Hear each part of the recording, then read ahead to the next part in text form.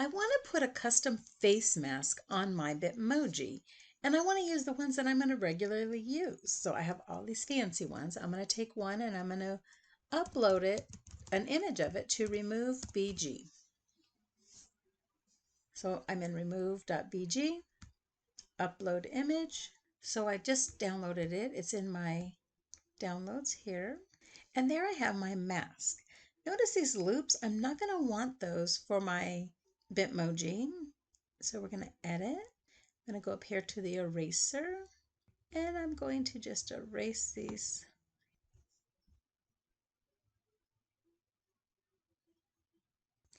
Once you have it the way you want it, download it.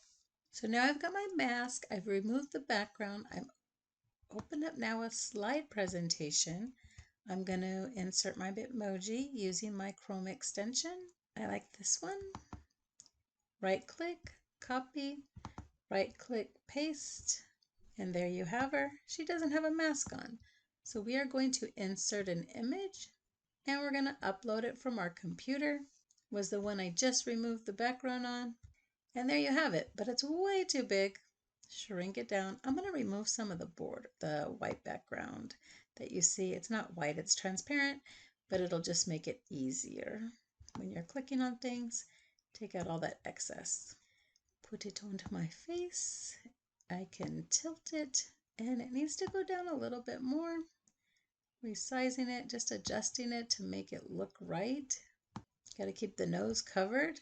So I just moved it around, played with it a little bit, and got the shape that I wanted.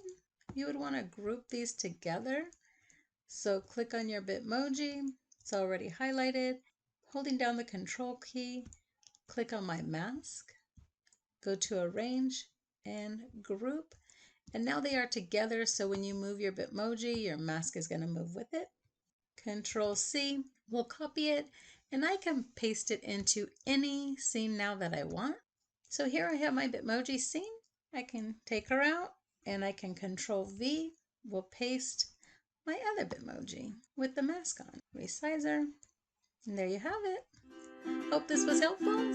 Step out and be uniquely wonderful you. Bye.